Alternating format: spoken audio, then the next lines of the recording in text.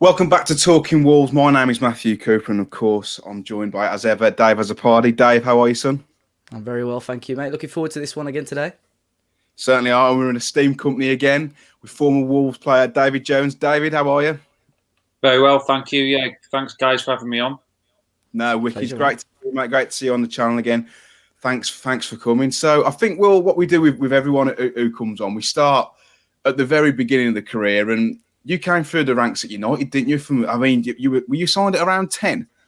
Yeah. Young lad. I grew up in just over the border in North Wales. So, yeah, it was a fantastic opportunity for me to be able to join such a big club at a young age, and yeah, I had a fantastic time there. What does it feel like as a young lad when a team like Manchester United come calling? Is there a lot of pressure being in the academy as a youngster, because they're not a Warsaw, they're not a small club, they're absolutely massive. So as a kid, how do you deal with that? Yeah, great question. I think there was a lot of competition for places.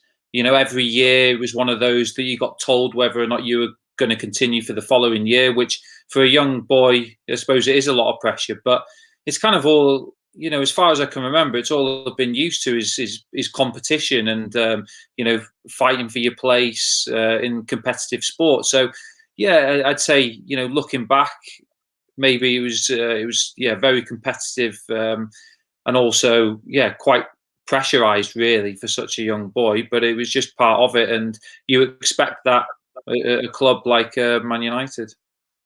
Yeah, and like you said, it's pressurised. And do you feel like being in the youth setup at Manchester United, do you feel like because of the sheer size of the club and there's so many eyes on you more so than there would be at other clubs, do you feel like that gave you a really good grounding to give a fantastic footing in what's been a fantastic professional career?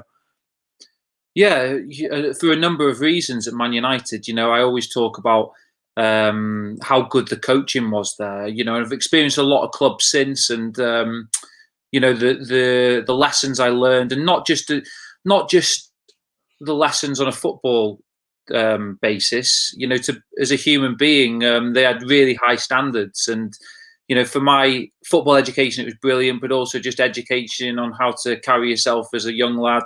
Was absolutely brilliant. And the thing at Man United, although it was such a big club, you always felt that you were part of something. Even as such a young lad, I remember, the first time I put the United kit on, Alex Ferguson would be, not too far away. He'd sometimes watch training. You'd catch him watching an under-12s, under-13 session, coming across and watching the games on a Sunday morning if they were in the first team. So, you always felt as if, even at that young age, at 13, you felt if I show him something, he might remember me. So you always felt that with the tradition at Man United, you always had a chance of getting in the first team, although there was obviously a lot of competition. Yeah, and like especially with Fergie, he always liked to blood younger players through, didn't he? Obviously, if you were good enough. What was it like being at Man United with Ferguson in charge? Because for me, he's up there with Guardiola as one of and Wenger, one of the best ever to ever grace the Premier League or even European football. What was it like just being around the bloke? Were you in awe of his presence every time you saw him? Or yeah, you were. Even to the time I left at 21. He was a formidable character, and all the success he had, you hung on his every word when he was talking to you. He just made such a lasting impression on me. As I said, from a young boy, I've got a photograph at age 11 where it's with our under-11s team. He's posing in a photo with us. So, as I said, just to reiterate the point, you always felt a part of something, that he was bothered about your development as a footballer and as a young boy. And you got to know him better as I went full time into football, and worked my way up through youth team and reserve team football, and eventually training with the first team. So you got to experience a lot of what he was about, and I still carry those messages and words of advice to this day. What were who were the players in and around that squad when you were at United, Dave? In terms of your level, like your age level, were there anyone in that group of players that you were playing with at United that went on to have successful careers? Yeah, at Man United, lucky that a lot of young lads ended up having good careers. But my particular youth team, we won the Youth Cup in 2003, and part of that team, we had Luke Steele in goal, who's had a good career, for a lot of clubs, and Phil Bardsley, he's still playing in the Premier League with Burnley. Paul McShane, Kieran Richardson was my centre midfield partner. Chris Eagles, Sylvan Ebanks. Go on, Sam. What a player! Yeah. Good players in there. I hope I haven't forgotten anyone, but there was a lot of strength there at such a young age, and these players have gone on. And Tom Heaton, he's a year younger than me, but he was on the bench for the youth team. Luke Steele played, and Tom was a year younger than Luke, so he was on the bench. So there was a number of us in that particular year that have gone on to have long careers in the game. It's quite obviously quite a strong team there. So some of those still playing as well. Like you said, like Bardsey still at Burnley, still going strong. When you made your debut, David, was it Arsenal in the League Cup? Yeah. Come as on a sub, didn't you? And Old Trafford. What did that feel like? Was that overwhelming? Yeah, it was just an amazing feeling. I was running on adrenaline. Obviously, I think I was warming up for the entire game, trying to get off. I can't remember the exact round it was. It was in the cup, and I think it might have been the quarters against Arsenal. So it was a big game. Yeah.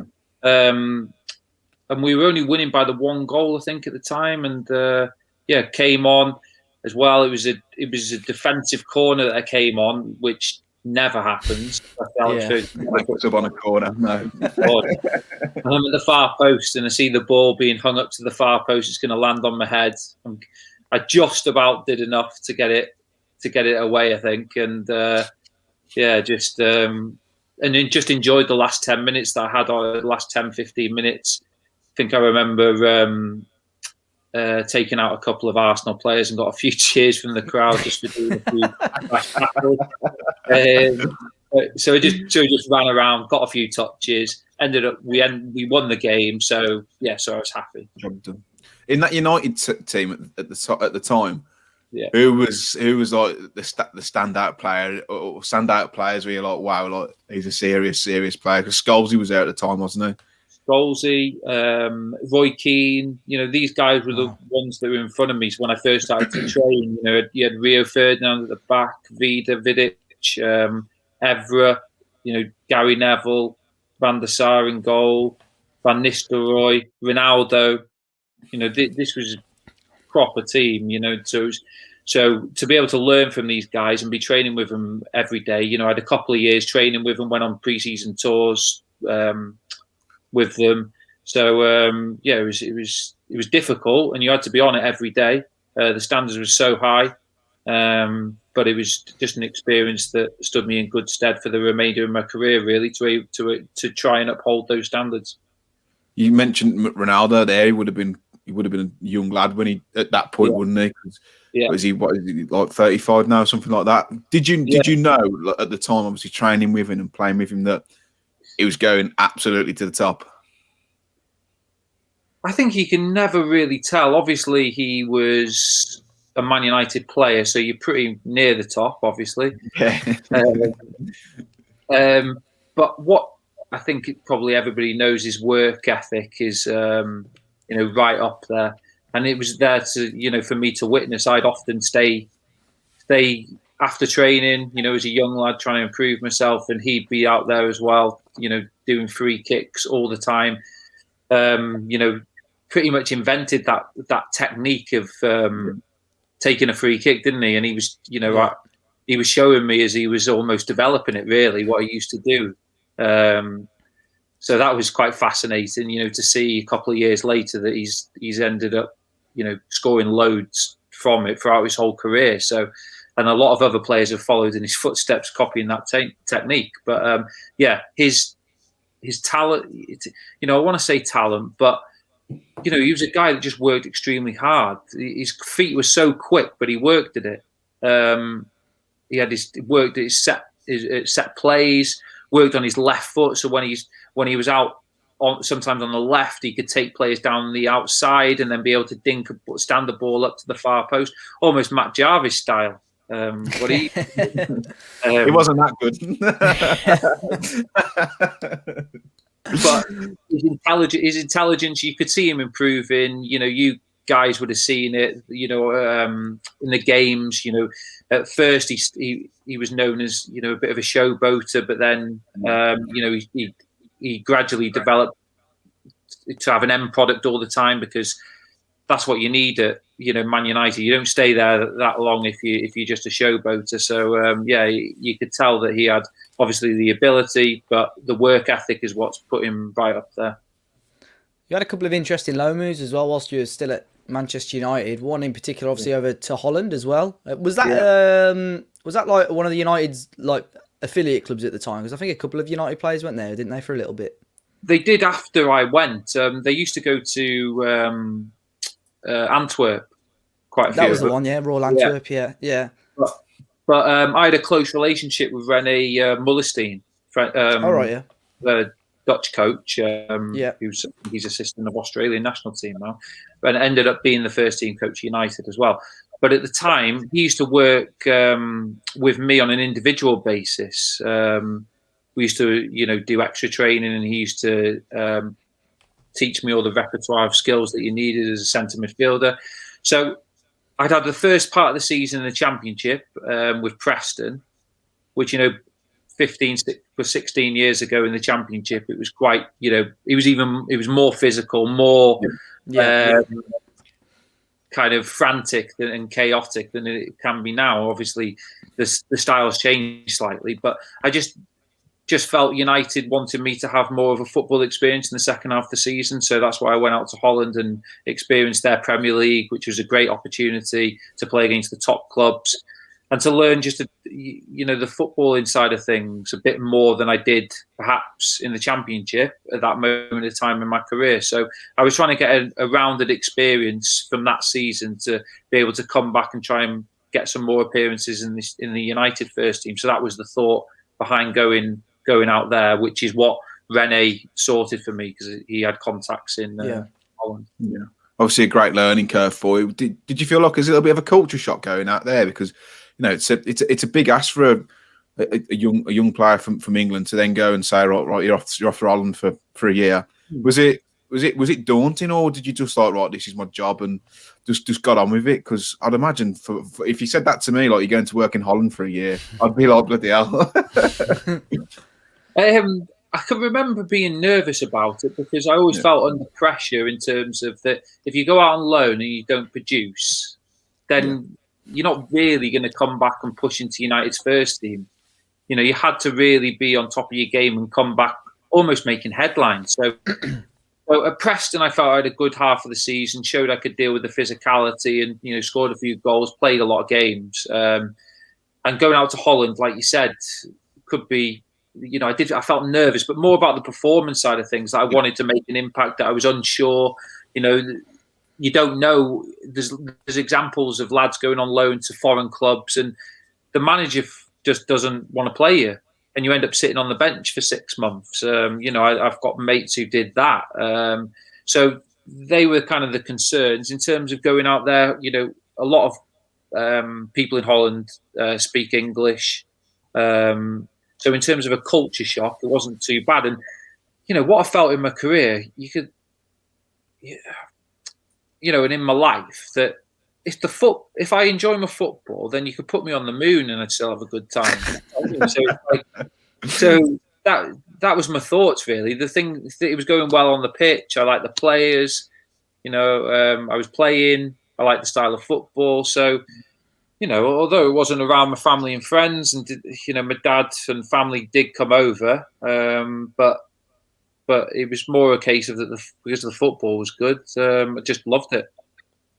Yeah, and obviously after that you had a little loan stint at Derby, I think. But when did you know, David, in your career that your time at Manchester United was coming to an end? Was it something the club had sort of nudged at you, or did you sort of just know personally that you're going to have to move and leave the club for the good of your own career? Yeah, good question.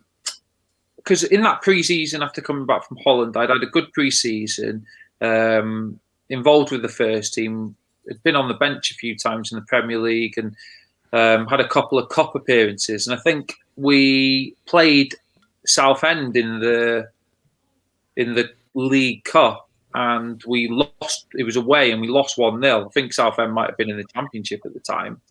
And there was another ex-Wolves player, Freddie Eastwood, wasn't it? Yeah, I remember that. I remember that. It was on Sky, Freddie Eastwood. So he put one in the top corner, I think, from a free kick, and they beat us. So, and then I think the next day, either the next day or a couple of days later, the manager called me in his office and said that they'd accepted a bid from Derby for me. So. That literally sort of tells you all you need to know, really, as a young lad. If they're accepting a bid and telling you that you're free to talk to them if you want to, then I wasn't one to just stick around once I knew that the writing was on the wall with that. So, yeah, very, very difficult, but also very difficult to leave the club of being there from age 10, but also an easy one because I kind of knew that if they're accepting a bid, then that's in their plans. Were you a United fan from young age, David, or would you be more Liverpool over that side?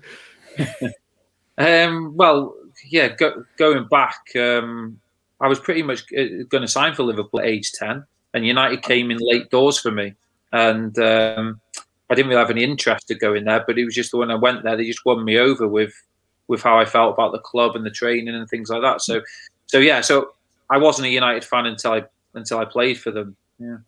Yeah. Obviously, you like you said, you moved to Derby there, a bit of reported of around £1 million. How was your time at Derby? Because I know it included the time in the Premier League, which most people know wasn't a great time for Derby. But how was your time at Derby? Because it was under Billy Davies, wasn't it? Who you were at Preston with? Right. Yeah. So it was Billy Davies again. He was a manager that put so much belief in me when I was at Preston. Felt he was a big supporter of me, and that was shown with coming in for me again to bring me to Derby. So really positive with him. Learned so much from him. He was brilliant manager for me, and the first season, we went up. Couldn't have gone any better. We weren't really expected to go up, but we had a push and got through the playoffs. Beat the Albion, didn't you? Beat the Albion in the playoff final. It's always great for us to. Yeah, so that was a good experience. Played at Wembley, so we were all on a high, and it was a difficult. It was a really good season. And when we came back for pre-season, it was a difficult pre-season. Really, there was certain kind of rumours and certain feeling around the club that it wasn't as happy as it was when we left Wembley 6 weeks earlier. So, in terms of the recruitment that we were bringing in, and just you get that vibe from the manager and the staff that maybe there wasn't a great relationship anymore between the owners or the board and the manager. So these were just feelings, and as it sort of developed, the season didn't start that great, but it was still early doors, and Billy, lost his job fairly early in the season, really, when we certainly weren't out of touch at all. But it was just certainly a difficult Premier League season. When the new manager came in, there was a lot of changes of players. A lot of the players who'd done well the previous season left the club as well. It was all a disjointed feeling to the squad, to the club. Didn't seem like there was that cohesion anymore that there was the previous season. So, just very disappointing, and obviously, ended up being a disaster season in the Premier League, and wasn't a happy time, I'd say, of course. But it came to the end of the season, and although my relationship with the manager was fine, I didn't play as much at all as I wanted to, or I had the previous season. But my relationship was fine with him.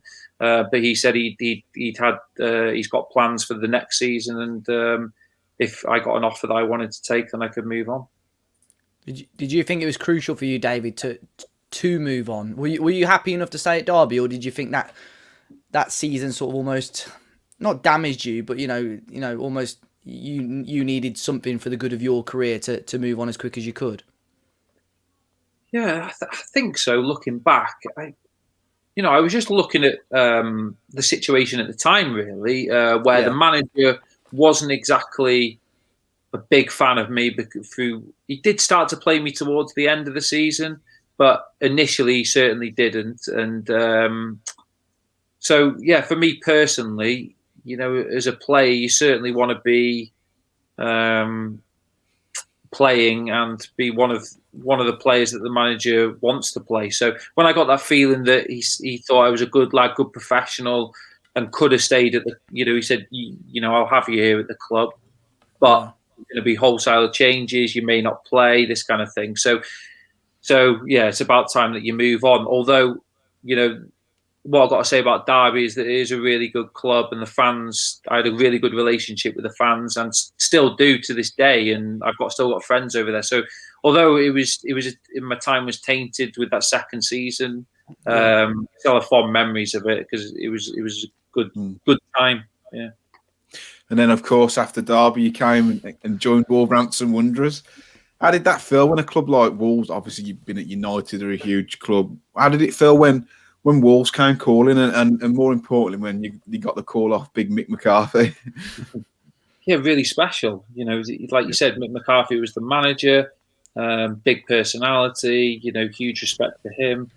But yeah, just Wolves as a club, it just feels like a big club when you walk through the door. Molineux's a special stadium, the training grounds, good facilities, and just around the town. Whenever you walk around there, you're really in the hub of it. You can't get away from it. When you've got fans everywhere. Everybody, is a great supporter of the club, and it was one of the few times when I actually lived within a couple of miles of the stadium. Really, I lived in Tettenhall, and I was really immersed in it. So, although sometimes that can be a bad thing in terms of you can't switch off.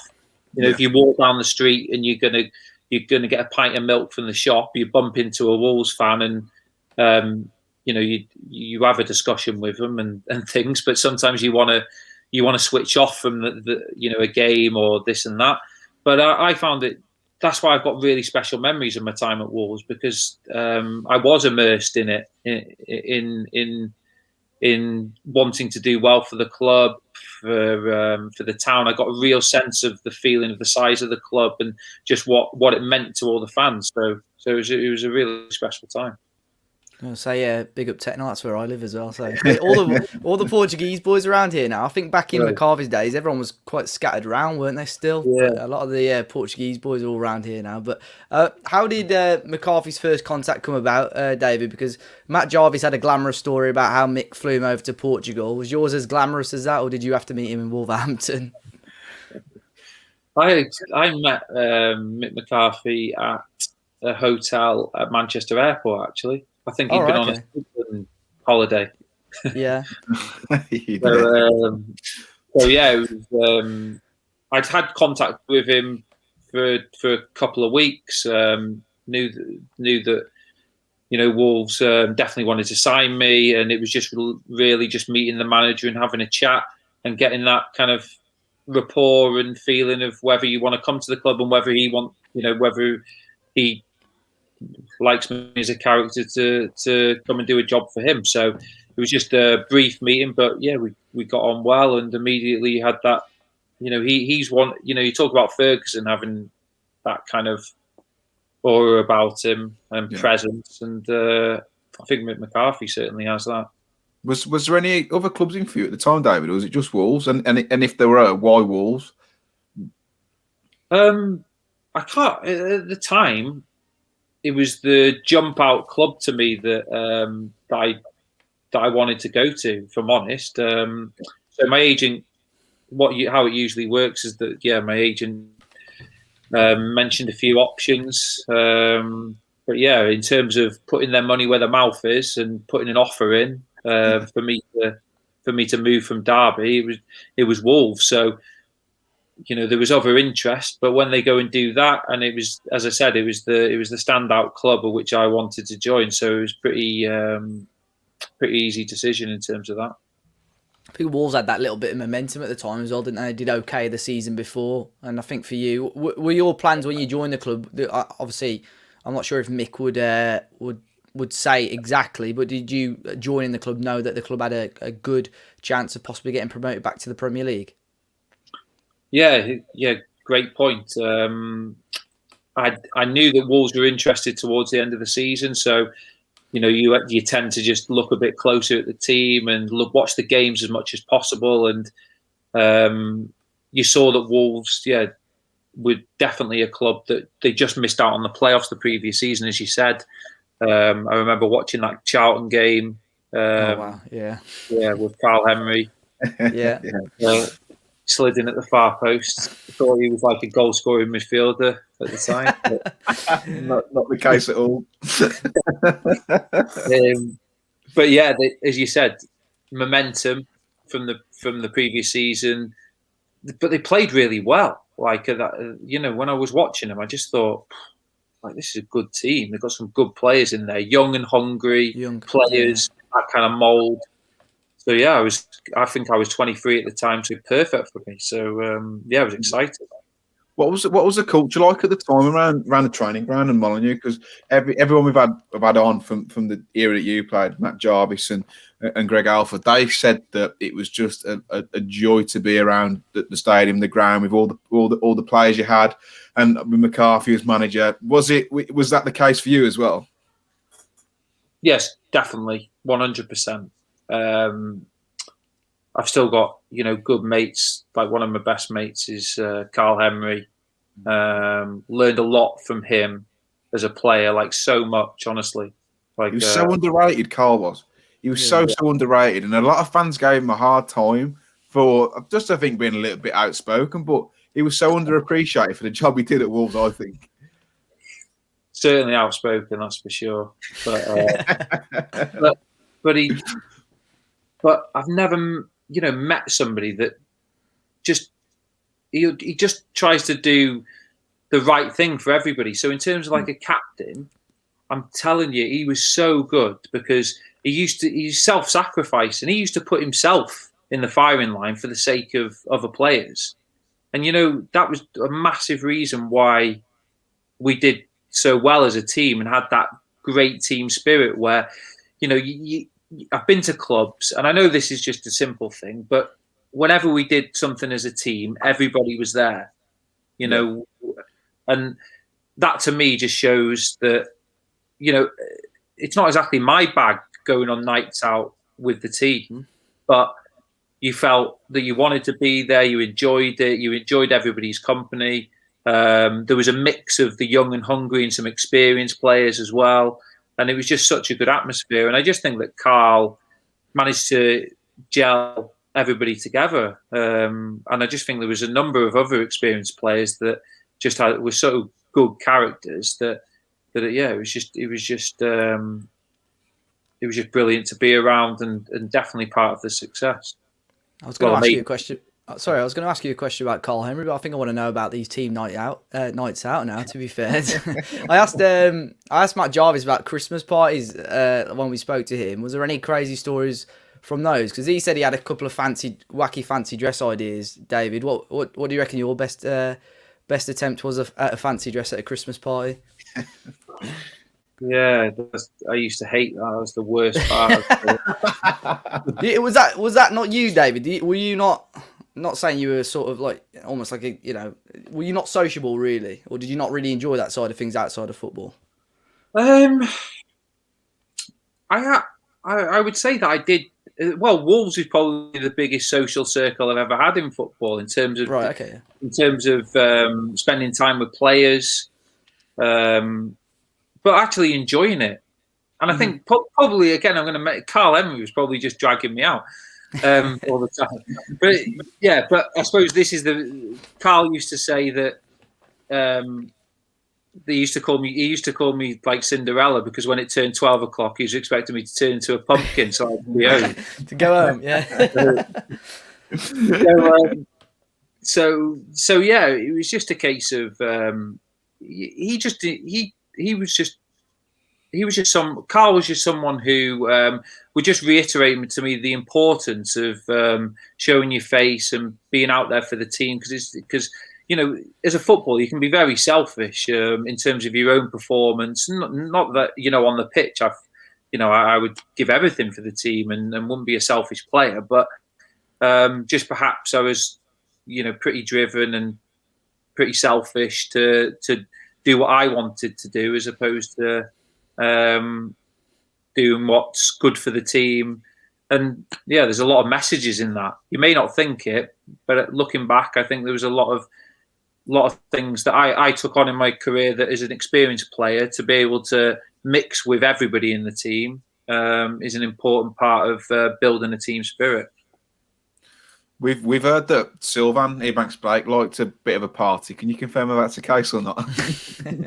Well, as I said, I was home by 12, so you never knew. Never really get to see the back end of the night. So I can't comment. Was there many players like yourself like you didn't really enjoy the nights out that much? Because it seemed when Java was talking about it, like everybody was just just loved being on the piss.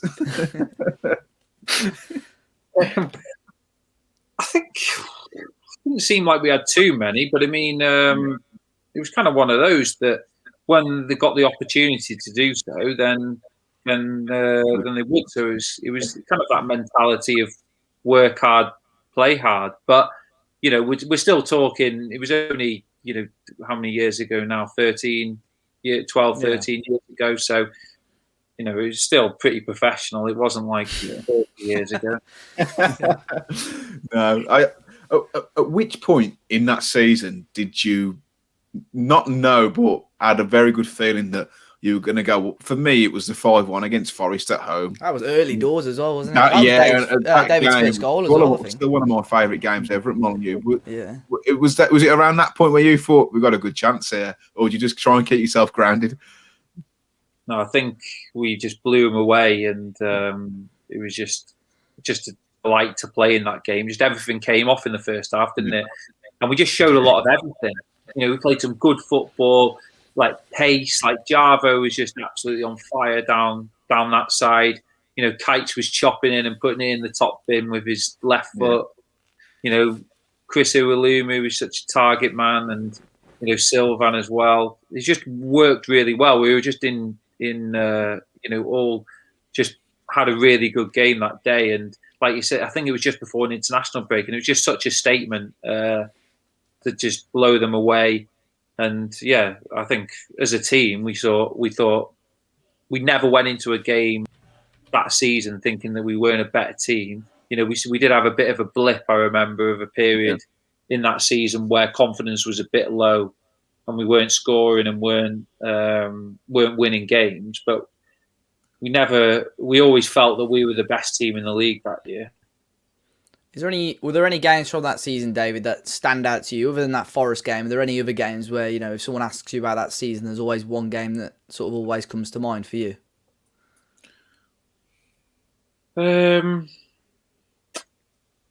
Well, it's a pretty obvious one in terms of the promotion. When we secured promotion at Molineux. I think QPR, was it? QPR, yeah. You're right, yeah. So that was an amazing day.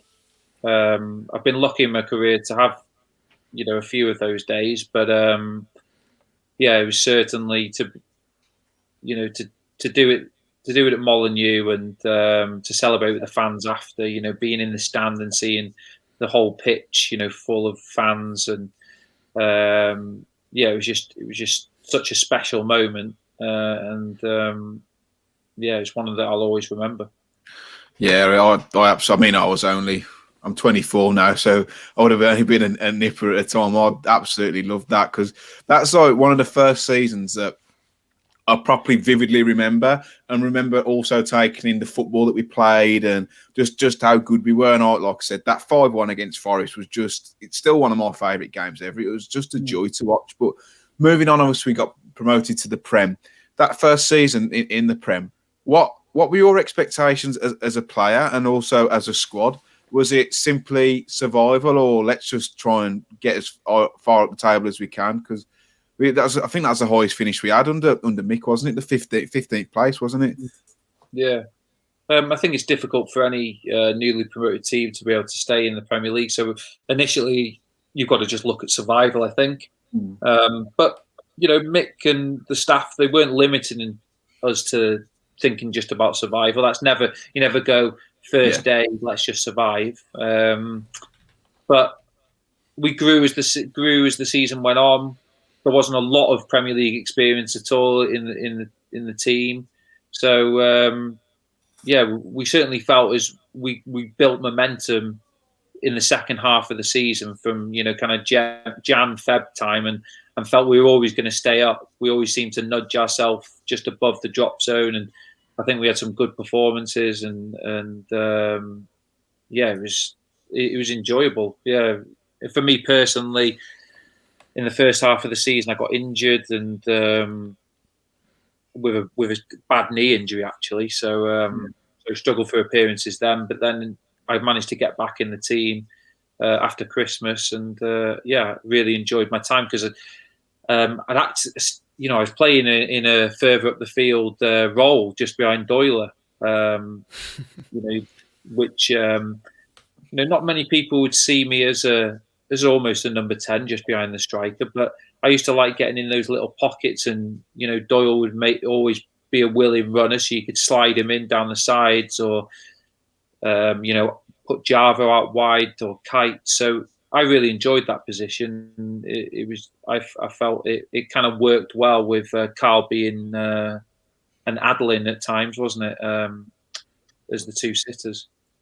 Yeah, I was gonna say. I mean, that season he scored a great goal. I think it was against Spurs, was it? A really good move, and that was just a pick. I mean, we'll talk about the other goal, which I think a lot of people know what we're talking about. But that goal against Spurs was, I can't believe that's not spoke about more, to be honest, because that was a fantastic move and probably one that you wouldn't expect maybe from a Mick McCarthy side. Was that something that you worked on a lot in the training, just keeping the possession like that? And was that the number 10 role, you sort of running in late to the box to put it in the back of the net? Yeah, spot on. We did, in training, probably you think Mick McCarthy's always doing defensive work and, structured work and things like that. And we did have the structure, but a lot of it was possession-based and playing good football. He would, I never felt he kept the reins on his midfielders. He always wanted one to sit and one to go if he played with a 2. But he would give license to get forward and get in the box. And we did work on a lot of possession in training. We had some good players, players that wanted to play football and get on the ball. That was just a great move. It doesn't happen every week, but it came off. I can't remember how many passes it was, but it was 18, such a good. I think it was 18. Yeah, I think. Yeah, I think it was 18. Yeah. I was watching it earlier again. There's a lot of good movement in there. I've actually watched that goal back with kind of my coaching head on, just trying to see a lot of the good movement and rotations from us and midfielders and Java out wide jinking and then putting in a decent cross and the late run from myself. So there was loads of things in that. There was such a good move, and that was part of TC as well and Mick McCarthy's coaching. That's what we miss now, though, like a late run from the midfielder into the box. We're crying. We'll probably come on to it at the minute a bit later, but we were crying out for. I watched that run and I thought, bloody hell, if one of our midfielders made that run now, we'd be a lot further up the table. Who was your favourite midfield partner, David? Let's talk. Say you're in the middle two. Was Carl Henry the one for you, because he was almost that anchor behind? If you missed the ball, he was like a brick wall at times, wasn't he? He was going to win it back for you. Yeah, and like I said earlier, I learned so much from him from a defensive point of view. That's for sure. It hadn't really come into my consciousness really before about. Obviously, I've been taught principles and things about defensive responsibilities, but he really enjoys the defensive part of it. I'd probably say I do it, and as my career went on after Wolves, it was a part of my game that I really worked on and really refined. Really, so I had a lot of good defensive traits, but he just taught me the importance of it, and I learned so many lessons from him. So we had a good rapport off the pitch as well, as I've said. But I think what works well as a midfield pair is that when one isn't trying to claim all the limelight, so you'll share the ball. You'll share the ball in terms of that. At times, you want to take more touches on the ball and maybe find that forward pass.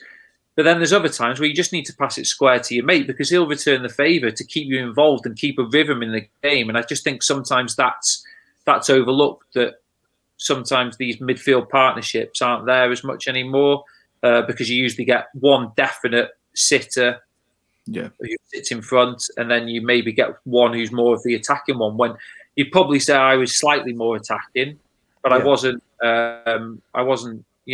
Carl would also try to break forward, and he'd be the more defensive ones a bit, but we used to share it out. But yeah, like I said, we'd share the ball between each other. So yeah, I never felt that he was trying to overshadow me or vice versa.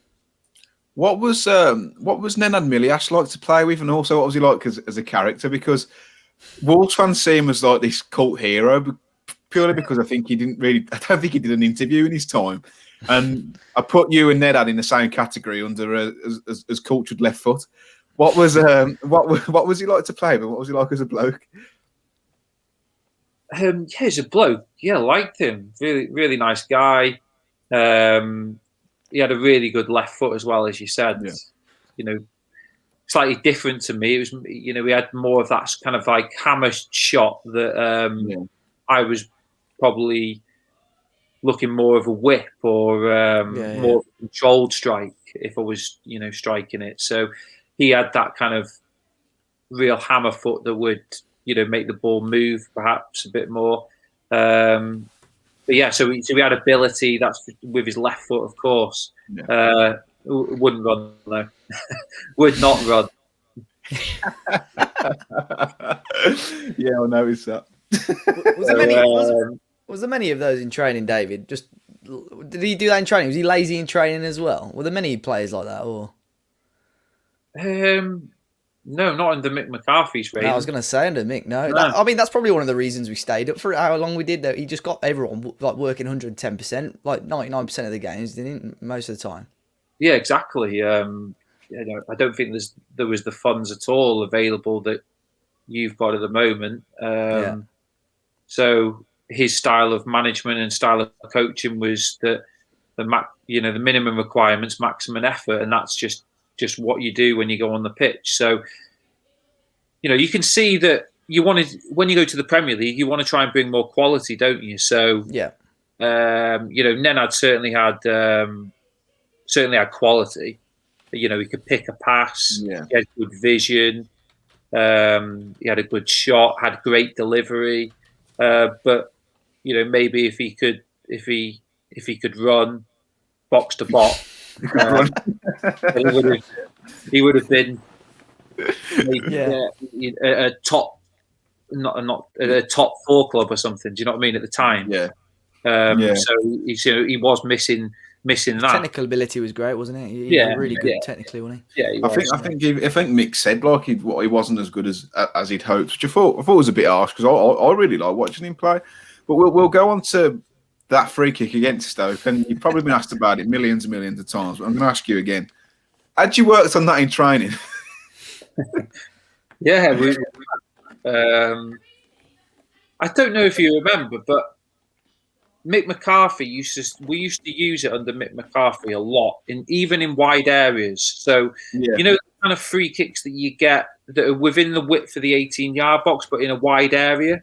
So from those positions, very difficult to be able to cross it into the box and get somebody's, get it really pinpoint, because you've got to whip it in with pace. And, if you get it half a foot too high or too low, then if it's too low, the defender gets it. If it's too high, it just whizzes out of play. So Mick McCarthy came up with to use the flicker in the wide positions because you get that different flight on the ball where you can dip it, can't you? So, and it's difficult to judge as a defender. I think you can really get some pace on it. Anyway, so we had tried it on a number of occasions in those positions, and I used to get a bit of stick from the Wolves fans a little bit for you. And I thought it was effective. I'm telling you, it was effective. We would, but maybe a lot of Wolves fans just didn't like it at the time, and or whatever. So, but we've persisted with it, I didn't have any free kicks directly in front of the box, so I didn't get a chance to shoot any time at goal with it. But I knew that from that position right outside the box, to be able to get it up and down over a tall Stoke wall, it was the only technique that you could really use to use at pace. So it was for that type of free kick. It's the perfect position in terms of the box.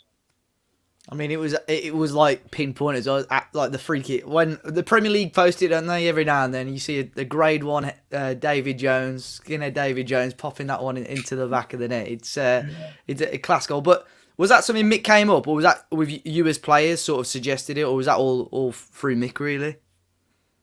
Well, in terms of using it at Wolves, I'll give the credit to Mick McCarthy for telling us. He used to really push us to use it. But it's actually something that I've used throughout my career, even as a young lad, and I've scored a number of occasions in schoolboy football and youth football and reserve football, and even in pre-season for other clubs. So it is something that I always used to do. But at Wolves, I've got to give the credit to Mick McCarthy for really encouraging to do it, because if I tried it once and then the manager said don't do it, then you can't do it.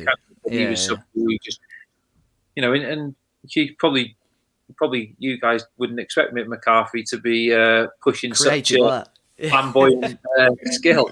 I used to love the long throws. I did with Greg Alford. That's a bit of me. I'm not the same size as Greg Alford, so it's just any flick-ons. Love that kind of football. Man, wouldn't expect Mick to be flicking it up over the wall.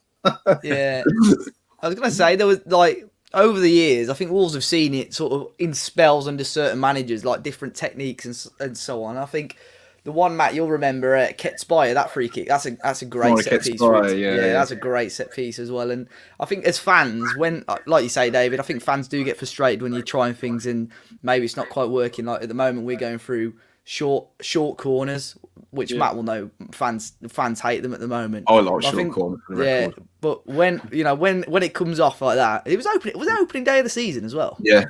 When stuff like that comes off, you rub your hands together, thinking, right, this we could have that little bit of luck this season. If we're pulling off stuff like that, we might have a chance this season. But I think did Mick push the set pieces quite heavily? Because I think, as like you said earlier, with the lack of funds in certain areas, you have to gain an advantage on some teams. Was that something that he pushed quite heavily in training?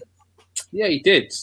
It wouldn't be something we do every day in training, but I was taking a lot of the free kicks. So on a Friday, I felt under pressure to get it right. Day before the game, I'm thinking free kicks better be on it today, because he'd really expect good delivery, good runs, attacking the ball, and also defensively as well. You had to be on it. So I was going into training Friday.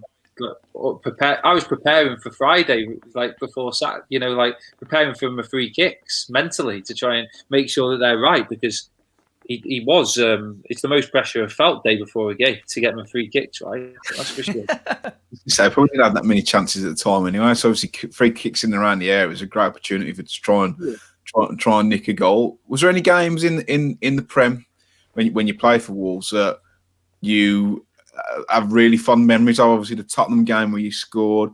We got some quite big scalps that season, didn't we? I mean, we've even beat United as well, beat Chelsea. Was there any game that sticks out for you?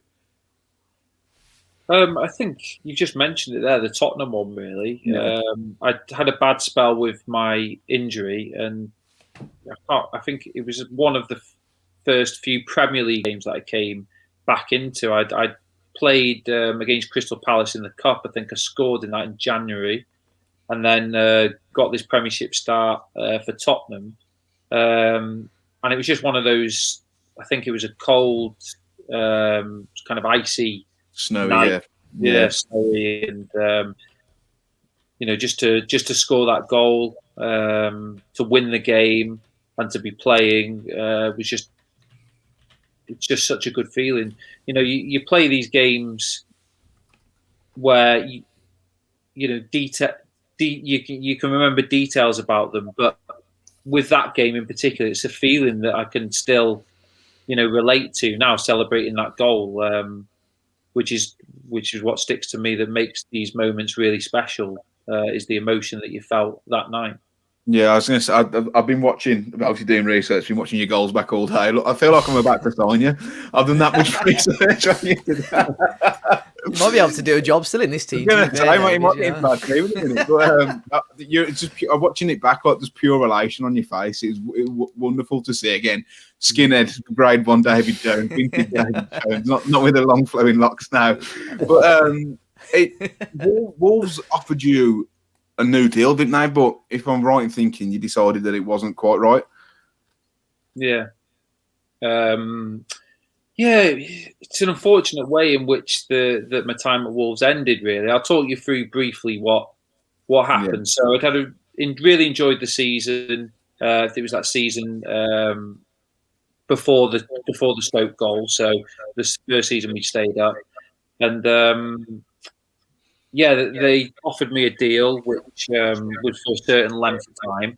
And then we were just negotiating as usual. There was nothing. It was almost going to be a formality that I was going to sign. I was pretty happy with everything. But then when I came back in pre-season, the terms in terms of the length of contract had been reduced, which was a bit of a shock to me. And it was kind of relating to the injury that I picked up the last season in terms of my knee. In fact, I know. Football's a business, and from the injury, there could have been. You can kind of understand sometimes that they'd be concerned about it, especially with my knee being the problem. So yeah, I personally felt that I was absolutely fine. So for them to reduce the contract in terms of the length of years just kind of demonstrates that maybe that they don't see you as a long-term player at the club. So it was just those kind of feelings that delayed things. And then they brought in Jamie O'Hara. So then you're thinking that they're definitely looking replacement. So yeah, it was a sad end really, because I certainly didn't want to leave. It was just those concerns about playing and being considered to play centre midfield for as many games as possible. And so yeah, it was just sad that the length of contract was reduced, and like it showed their intentions, maybe concern for the injury, which I understand. I'm not. Yeah. I've been lucky that it hasn't affected me at all throughout my career. Because of how I've worked and physios I've worked with. But so just one of those moments in football that just happen, and you have to move on. So yeah, really disappointing as I said, I had a great relationship with the fans, with the local area, really enjoyed living there, and the players as well, with my friends. So difficult time for me to move on. Sad to hear that. Yeah, I'd assume, was it your agent that dealt with most of that, David? Who did the contract dealings? Was it McCarthy, or was it under someone like Jez Moxey?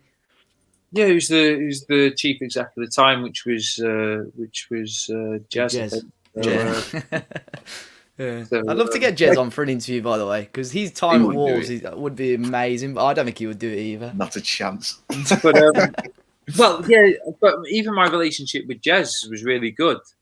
And who knows what information he was getting from in terms of my injury from physios and things like that, and he was just dealing with facts. So, he's such. I don't know what the feeling is towards him from fans and things, but he's brilliant in his job in terms of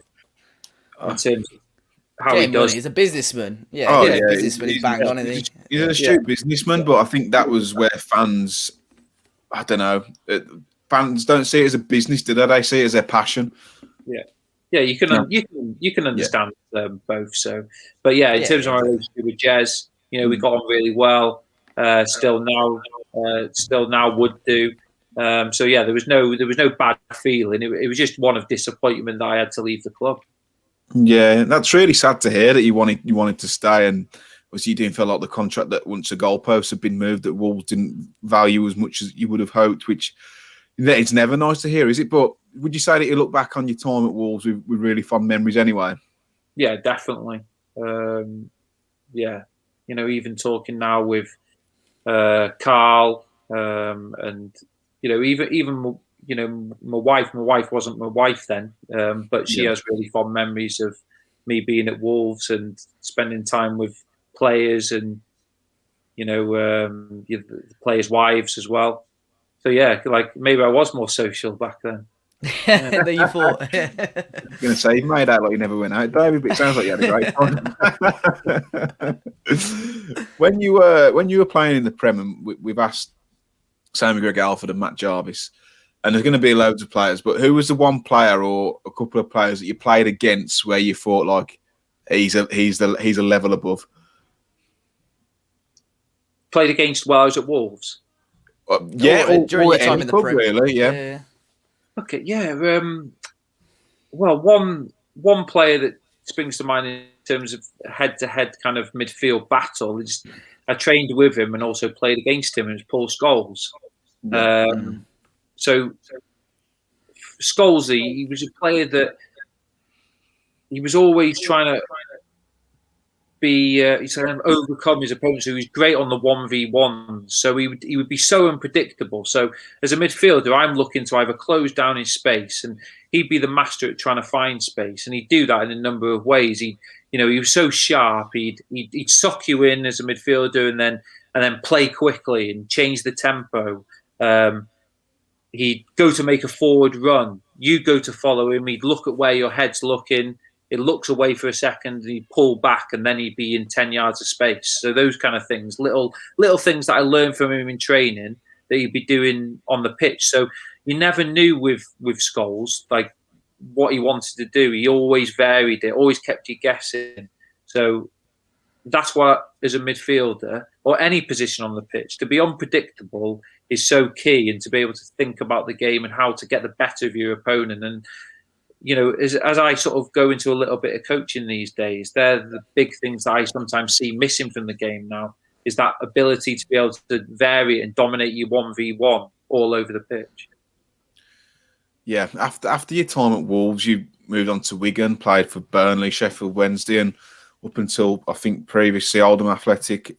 Have you got as fond of memories at those other clubs as you have at Wolves? I know you've been at Burnley the longest, haven't you, in terms of appearances made? Yeah, the time at Wigan, I learned a lot from Roberto Martinez. Very good coach, tactical coach. Was there a couple of years and enjoyed that. But at Burnley, I managed to get that feeling back that what I had at Wolves. It felt like a club that was on the rise. The culture that the manager created.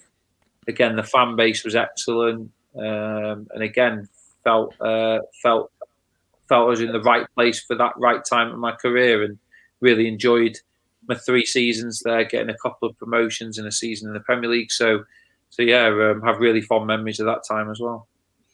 I was going to say, David, what does the sort of future hold for you now? I mean, is it coaching, punditry? I mean, the way you spoke to us today, I mean, I can see, like you mentioned, just coaching is possibly a future path. I think the way we've spoke sort of technically today, but is punditry coaching, or are you still hoping to possibly? He still wants to play. I was going to say, do you reckon you got a few more years in you left on the pitch? He's only young. Well, in terms of playing, I'm still keeping myself fit.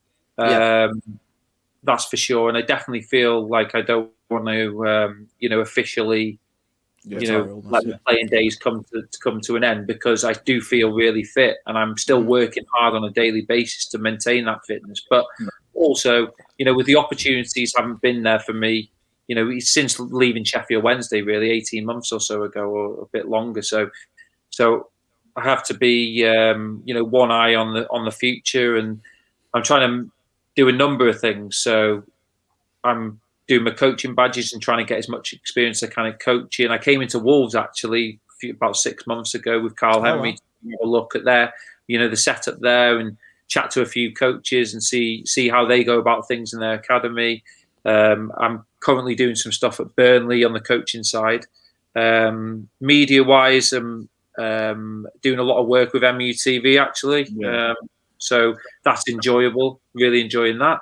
And I'm doing a degree in sporting directorship as well. So that's kind of giving me a taste of the business side of football that I haven't experienced, and giving me some education to be able to step into maybe a role off the pitch as well. So I'm just kind of experiencing a lot of things to see where my passion lies. Because as a footballer, I've been lucky to have that passion taken care of for 20 years. So certainly what I go into next, I want to try and get that passion in whatever I do. Are you still? Am I right in thinking you were training with Barrow? I was. That was due to location. Really, it's not too far away from where I live because they train in near Manchester.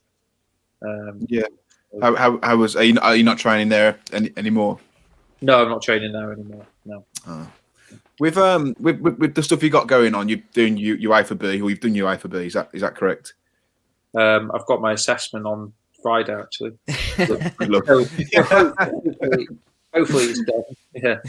Yeah, and you're doing your media work and obviously studying. Yeah. I know it's early days, but is there any one of those at the minute where you think like that career path is edging it for me, whether that be the punditry or the senior management or the coaching? Well, I'm enjoying all three really of what I'm doing, and as I said, but I've really immersed myself in the coaching, and I do feel like I've got something to offer, but also a passion for it. To see the development of players, whether or not, I don't know what age group or what level, whether or not it's a first team role for me, but I just want to get good at what I'm doing. So I know I don't want to take any shortcuts with it. I want to get experience. I want to learn from the best coaches and the best clubs of how they do things. And hopefully with my experience as a player, as well as the education I'm getting through the coaching badges and also the directorship degree, I think those will all play a part in me development as a coach. So I do feel at the moment that's probably where I am in terms of I'm really enthusiastic, really passionate about developing players and learning as much as I can. So possibly that may be the route, but I'm keeping my options open. Yeah, even speaking to you today, David, obviously you play football at the highest level, but it's just fascinating hearing just the way that you talk about the game, but don't just talk about it like we hear normal pundits. There's actually rationale behind the stuff that you're saying. Honestly, it's so refreshing, but I'm conscious of the time, David, and I want to let you get off and watch the rest of the Chelsea game. It's been an absolute pleasure, and this has been one of the most interesting interviews I've ever done. I've really, really enjoyed it. So really appreciate you coming on. Are you on social media at the minute? And if so, where can people find you if you are? Well, I am on Twitter. I am on Twitter, but I haven't actually ever tweeted anything. Jackie Oakley, another Wolves fan, obviously. Yeah. She said that I need some online presence. So it is something that I want to probably start using, but in terms of people getting hold of me, they're not going to get hold of me on that. If you want any help with it, let us know. We'll be sure. As soon as you get on there, we'll be sure to give you some promotion for that. We'll help you out. But like I said, it's been an absolute pleasure, Dave. I'm sure you've enjoyed it as much as I have. Yeah, do you want to close? You want to close the show, Dave? Because you're better at doing all the intros and outros. No problem. Yeah, like you said, David, been fantastic. Obviously, for ourselves, obviously we're looking into the media world. I do a bit of coaching as well, so the whole conversation was great, to be fair. So yeah, if anybody enjoyed it today, be sure obviously to hit the like button if you're watching on YouTube, and subscribe to the channel, and let us know some of your favourite David Jones memories at Wolves in the comment section down below. But until next time, we'll see you all very, very soon.